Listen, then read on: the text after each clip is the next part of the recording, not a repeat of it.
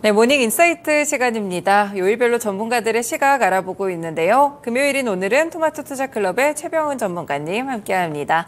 전문가님 안녕하세요. 네, 안녕하십니까. 네, 일단 저희 이번 주 증시부터 좀 복귀를 해보겠습니다. 뭐 여러 이슈들도 나왔고요. 뭐 장 막판에 흔들리기도 했었고 변동성이 있었던 한 주였던 것 같은데 어떻게 보셨나요, 시장? 미국 신용 등급 갑자기 강등을 해버려서 네. 그래서 이제 투자자 상당히 불안하거든요.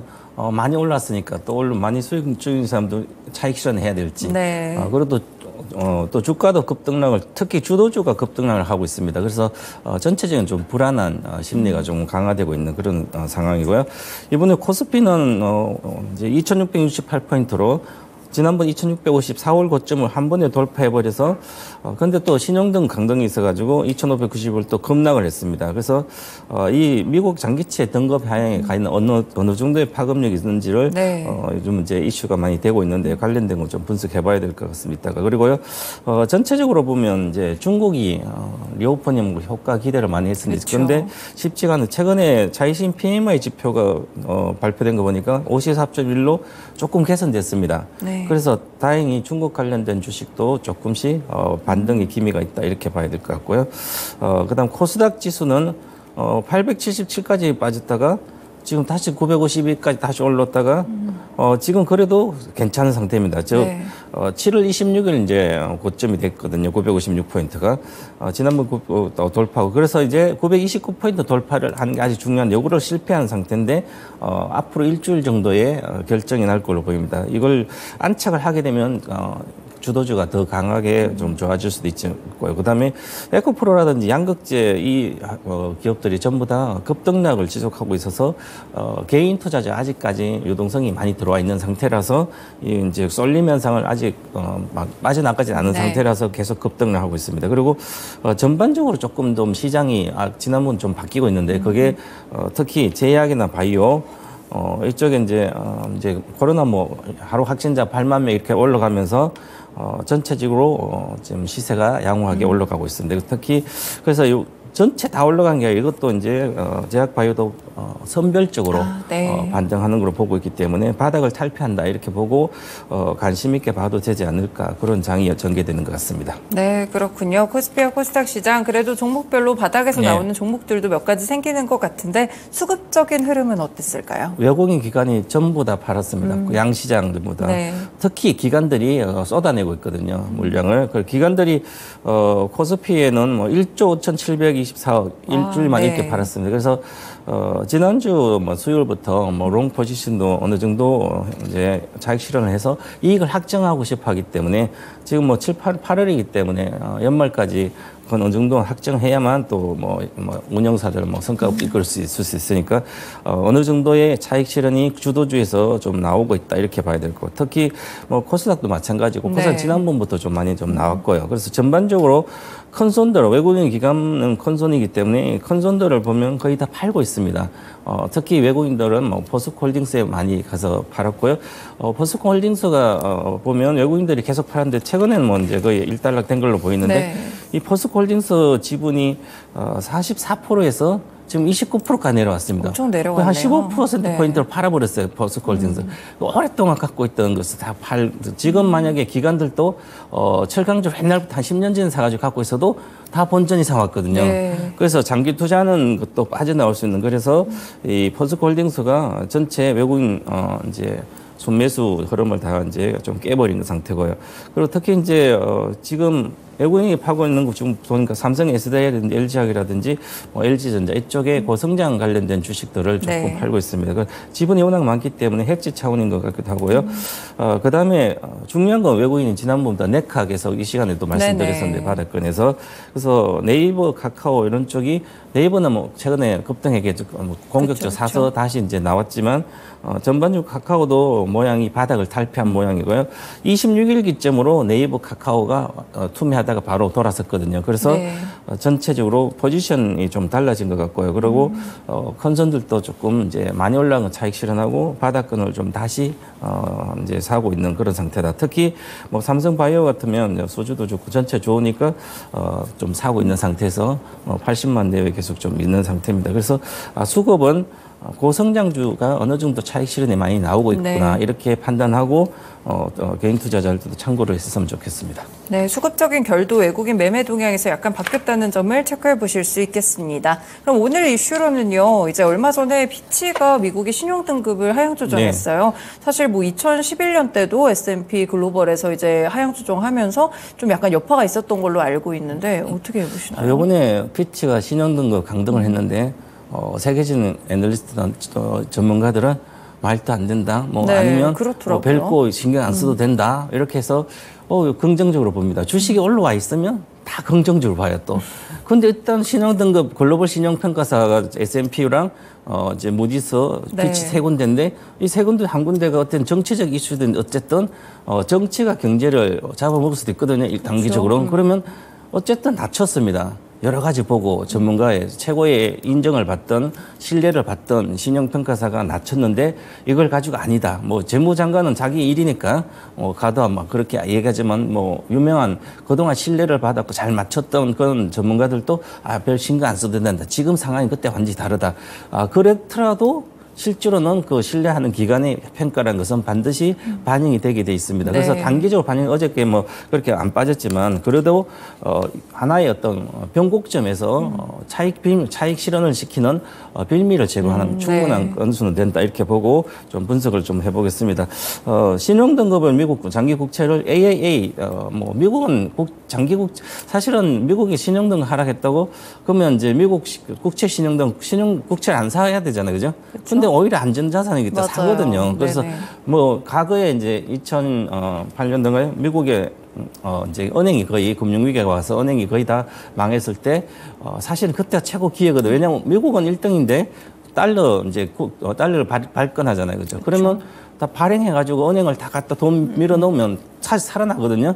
그럴 것처럼 이제 신용등급 국채가 하향시킨다고 이게 뭐 빗불을 하더라도 사실은 안전자산은 큰 뭐 훼손되지 않습니다. 네. 하지만 심리적인 영향이 크기 때문에 그래서 지금 1일차 신용등급 하향하고 1일차에 코스피는 3.1% 빠지고 하루 차에 나스닥은 4.8% 빠졌는데 나스닥이 좀 더 빠졌습니다. 코스피는 이미 지난 신용 하향하기 전에 양극재로 주도주가 급락을 했기 때문에 덜 빠진 거고요.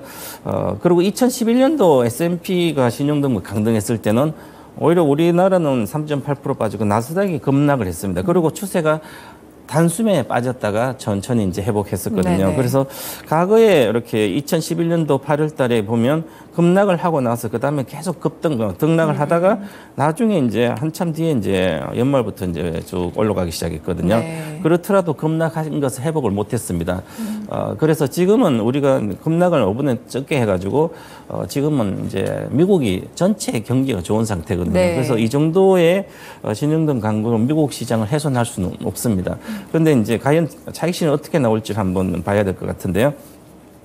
그래서 2011년과 2023년 펀더멘털 한번 비교를 해봤더니 네. 2011년도는 수출과 영업이익이 지속 하락하는 제일 왼쪽에 화살표 있는데 여기 키움증권에 나온 건데 화살표 보시면 계속 하향하고 있었습니다. 네. 수출도 내려가고 영업이익도 내려가고 이런 악재가 있는 상태에서 악재가 더 나오면 그냥 급락하거든요. 그렇죠. 네. 그거는 이제 심리가 나쁜 상태에서 계속 안 좋다 그랬는데 펀더멘트 안 좋은데 거기서 한 번 더 악재를 내버리면 그냥 빠지는 상태고. 맞죠. 네. 네. 그래서 지금은 23년도는 지금 수출과 영업이익이 완전히 저점을 통과하면 우리는 미국은 좋은 상태고 우리도 저점을 통과한다. 그런데 네. 아직도 전체적으로 보면 뭐 중국 수출도 아직도 30% 빠지고 있는 상태고요. 그런데 지금 바닥에 차트를 보면 지금도 수출과 영업이익을 보면 뭐 컨센서스 다 바닥권입니다. 바닥권이면 늘 이렇게 2016년도 바닥에서 17년도 급등했고 중간에 보시고 20년도는 코로나 때문에 21년 경기적 급등했습니다. 그러면 그러네. 이번에도 바닥 왔으니 급등할 거라 이렇게 차트로 보면 그렇습니다. 그러면 그때 상황의 펀더멘털을 비교해보고 그러면 급등할 요인이 있어야 반드시 급등하거든요.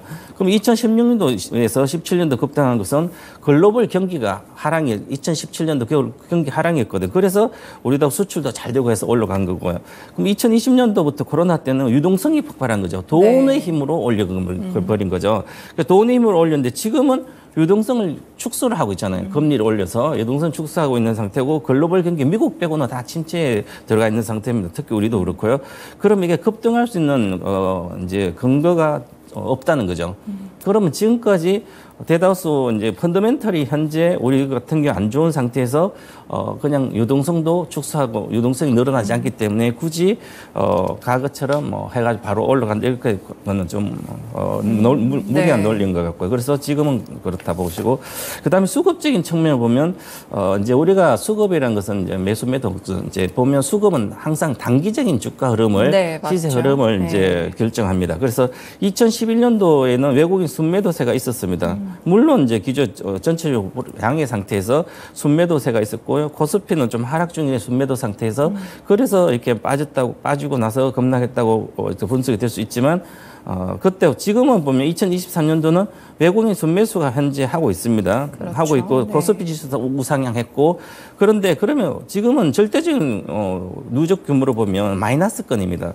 외국인 순매수가. 왜냐하면 2019년도부터 시작해서 삼성전자를 57% 지분해서 49%까지 계속 팔았거든요.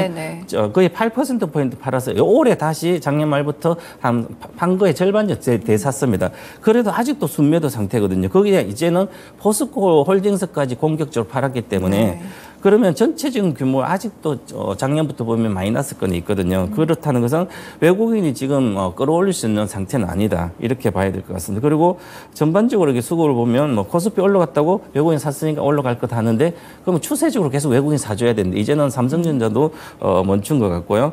그다음에 다른 것도 확산되지는 않습니다. 그러니까 지금 올라가야 될 이유는 크지 않다. 이렇게 봐야 될 것 같고요. 네. 자, 그 다음에 또 보시면 2023년 전체 시장은 나스닥하고 코스닥이 급등입니다. 과거에 이제 2020년도 코로나 이후부터는 전 세계가 다 올라갔잖아요. 유동성 폭발로 인해서. 그런데 지금은 올해는 나스닥과 코스닥이 특히 급등했고요.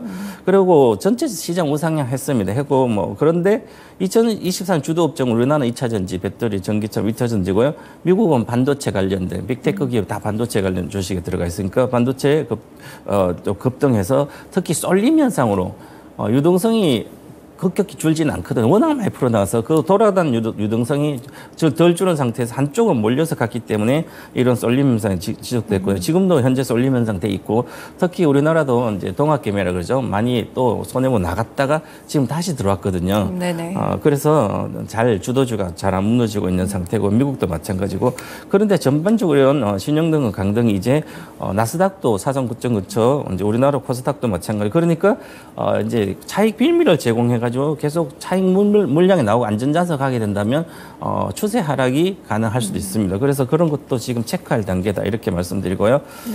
그다음에 가장 중요한 세계적으로 요즘은 올해 주식은 엔비디아만 봐도 세계를 주식 알 수가 있거든요. 그래서 AI 반도체 세계 선도주가 엔비디아인데 이 엔비디아 주가가 올해 작년 10월 달에 10월 10일경인가 그 주간에 108달러 저점이었어요. 346에서 108달러 한 70% 정도 빠져가지고 그다음에 올해 지금 7월 달까지 보니까 480달러까지 왔어요. 이것은 한 5배 내외 정도 올라왔는데 원래 이제 저도 1, 2월 달에 100달러 때 초반에 할 때 엔비디아의 탄력성이나 여러 가지 봤을 때는 올라가면 일단 3배가 가거든요. 그럼 300달러 내외 오고 나서 그다음에 조정받고 한 번에 돌파하면 그다음에 중간 목표가가 500달러거든요. 지금 거의 480에서 520이니까 이미 도달했다고 해도 무방할 걸로 보입니다. 그러면 생성 AI 반도체가 세계를 주도하고 올해 즉 챗GPT 때문에 전 세계 이제 반도체 이쪽을 아주 크게 성장을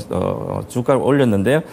생성 AI 반도체 시대의 최대수혜 중 엔비디아인데 그러면 과연 엔비디아가 이 올해 작년 10월 달 108달러부터 최종 목표가 어딜까 하면 최종 목표가는 뭐 한 2년 안에 최종 목표. 그러면 한 1,000달러로 저도 계속 보고 있었거든요. 10배. 새로운 시대를 주도를 하면 그 주도주는 반드시 10배를 갑니다. 그래서 이제 1,000달러를 일단 보고 있고요.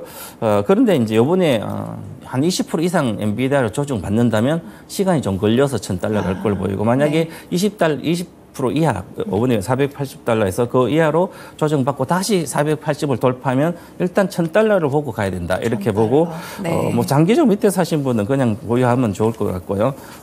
그 다음에 이제, 엔비디아가 핵심적인 주식이기 때문에, 필라델피아 반도체 지수를 보면, 전체 우리 시장하고, 빅테크 우리 반도체, 올해 미국은 반도체가 주도했기 때문에 반도체 관련된 주식과 하면 전체 나스닥이라든지 우리 시장도 알아볼 수가 있을 것 같습니다. 그러면, 22년 10월 달에 전에 2,089포인트에서 지금 3,870원. 제가 지난번에 했을 때 한 3,840 정도 목표가를 그랬거든요. 목표가 왔고요. 이제 빅테크 관련된 7개 기업들이 고성장 주식들이 차익 매물이 강화될 걸로 보입니다. 그래서 이제 천천히 워낙 개인의 유동성이 많이 들어와 있기 때문에 큰 손들이 팔아도 잘 안 빠지거든요. 네. 그리고 시간이 지나면 그게 효과가 나타나면 삼성전자 그랬듯이 카카오 그랬듯이 그렇게 보고 1차 지지선이 아주 중요한데요. 3,646포인트 주봉 기준입니다. 10일 이동평균선이 붕괴가 되면 반등 시 비중 축소를 반드시 해야 되고요. 네. 만약에 붕괴가 되면 그다음에 3,376, 3,160까지 봐야 된다면 전체 장이 급락할 수도 있기 때문에 요 기준선을 잘 보고 해야 되지 않을까 이렇게 보여집니다. 네, 미국의 신용등급 강등에 대해서 이제 2011년과 현재를 또 비교해 주시면서 말씀 주셨고요. 어떤 종목을 또 봐야 될지 심도 있는 분석을 함께 들어봤습니다. 네, 그럼 오늘 포함해서 다음 주까지 투자 전략 어떻게 보세요, 전문가님? 지금 이제 중소형주 실적이 나오는 본격적으로 거의 다 마무리되는 구간 다음 주에. 그래서 특히 양극재는 어제 깨레니프는 충격적으로 어닝 쇼크가 나왔지만 이 3분기도 이제 좋아지니까 괜찮고요. 그런데 이렇게 성장이 보장된 것은 실적이 안 나오면 주가가 안 올라갔으면 안 나와서 오히려 올라가는 거고요. 네. 만약에 주가가 이미 많이 올라왔는데 실적이 생각보다 많이 어닝 쇼크가 나오면 앞으로 잘 못 올라간다는 거죠. 지금 유동성이 있으면 안 빠지다 올라가지 않는다 이렇게 봐야 될 것 같고요. 그래서 특히 지난주 제가 2주 동안 중소형 반도체 관련 우량 반도체 변곡점이기 때문에 체크하시라 반드시 지시선 하고 하시라고 말씀드렸는데 지금 오히려 미륵, 에이수, 페타시스, 한미 반도체, SNS 때 핵심적인 3개 종목들은 전부 다 밑으로 내려왔습니다. 네. 그러면 실적이 나오기 전에 대다수 반도체는 실적이 안 나오기 때문에 7월 중순부터 이미 팔아놓고 있어야 되는 거죠. 비중 축소를 했어야 되는 거고요. 그래서 이번에 보고 실적이 나쁘다고 파는 것보다도 이제 전체적 기술적을 보고 대응을 좀 해야 될 것 같고요. 특히 이제 AI 혁명실의 수혜주, 엔비디아뿐만 관련된 대다수적 우리나라 엔비디아 수혜주들도 마찬가지지만 이 급등한 주식은 지난번에 계속 변곡점을 말씀드린 비중 축소를 계속 좀 이어가야 될 것 같고요. 지수가 본격적으로 필라델피아 반도체 지수가 조정이 들어간다면 기본적으로 우리나라 반도체 관련된 주식들은 실질적인 수혜가 아니기 때문에 고점 대비 30%는 기본적으로 빠지고요. 만약 미국 연말부터 미국 경기 침체까지 들어간다면 거의 60%대까지 빠질 수가 있습니다. 네. 그래서 좀 그런 걸 미리 이제 체크를 해서 좀 해야 될 것 같고요. 지금부터 이런 만약 저는 조정으로 보고 있는데 조정 대안은 바이오 인터넷주다 이렇게 보시면 좋을 것 같습니다. 그럼 유망주도 바이오와 인터넷주 가운데 있을까요? 네, 그렇죠. 저는 오늘 또 저 바이오주 잘 안 하는데 제가 2010년도 이제 HLB만 하고 안 했었는데요. 근데 지금은 이제 한미약품을 보면 이런 것도 시세가 좀 크게 나오지 않을까 보고요. 그래서 한미약품 실적은 매출은 괜찮고요. 이익은 안 좋게 나왔지만 이익은 볼 필요가 없습니다. 개발비가 얼마나 많이 들어가냐에 따라 달려있기 때문에 그리고 지금부터는 미국도 그렇고 비만 치료제를 봐야 된다. 이제는 네. 신약 개발, 항암 이런 게 아니라 당뇨, 암기라 이런 건 시세가 안 나고요. 비만 치료제 핵거주로 나오면 미국도 1등을 뒤집듯이 우리나라도 비만 치료제를 실질적으로 생산할 수 있는데 한미 반도체 한미약품 몇 군데 안 되거든요. 그래서 여기가 집중적으로 좀 보면 될 거고 주식도 이제 시작하고 있습니다. 그래서 아주 좋은 구간에 매수 좋은 구간 들어가지 않나 이렇게 보여집니다. 네, 그렇군요. 그럼 마지막으로 오늘 또 투자에 대한 코멘트 한마디 주시죠. 네. 위험한 일을 하면서 요행을 바란다. 네. 투기적 거래면서 안전한 거래, 원금 보장을 원하거든요. 그래서 한번 생각해 보시기 바랍니다. 네, 알겠습니다. 펀더멘털에 의한 투자가 좋겠죠. 오늘 최병호 전문가님과 함께했습니다. 고맙습니다. 네, 감사합니다. 네, 오늘도 투자 나오는, 실적 나오는 종목들 많습니다. 금호석유, 코오롱 플라스틱, 현대퓨처넷까지 함께 체크해 주시면 되겠습니다. 지금까지 다양한 투자 판단에 도움이 되는 말씀들 전해드렸는데요. 특정 종목의 상승과 하락을 보장하지는 않습니다. 모닝쇼 마치겠습니다. 오늘도 시청해 주셔서 고맙습니다.